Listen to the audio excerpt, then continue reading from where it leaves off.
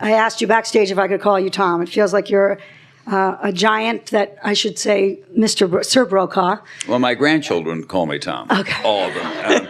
So that makes it okay. I had a succession of early successes in Omaha and Atlanta, and then moved to Los Angeles at the age of 26 to become an NBC reporter and correspondent covering Ronald Reagan. And from there, Watergate, Washington, New York, Today Show, fabulous children.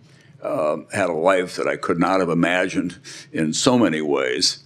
And it all went well until a fateful day in August of 2013 when I was at the Mayo Clinic where I was on the board and had a persistent backache, and it turned out to be a diagnosis of cancer.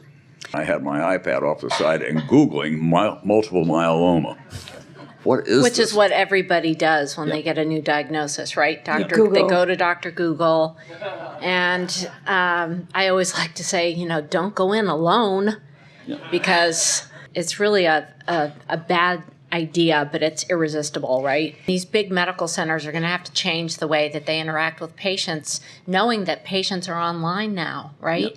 And if they still want to be, the source of information, they have to, not beat them, but join them online. And most of the people and clients that I've worked with who are facing something serious have really gotten the best information from some listserv, bulletin board, or some, patient advocacy group online. They would always say when I would go in, scale of 1 to 10, what's your pain? 4. And the doctor told me later that they counted on Jennifer to stand back and say, 7. Your father had this pretty major diagnosis, and you have your doctor's hat and you have your daughter's hat. How are you navigating that personally? I'm an ER physician. I've seen terrible stuff.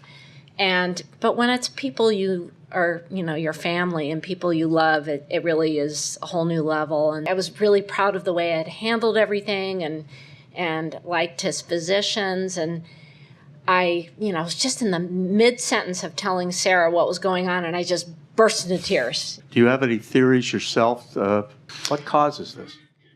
Well, I hope it wasn't margaritas. That was the only thing.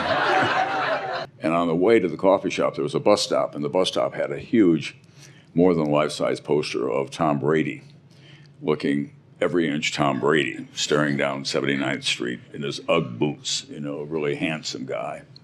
And then the little old ladies at the bus stop would be kind of mooning about him, and I would shuffle up to him, and then I'd look up at him, and I'd drop the F-bomb on him every morning when I was there. And that made me feel better. So I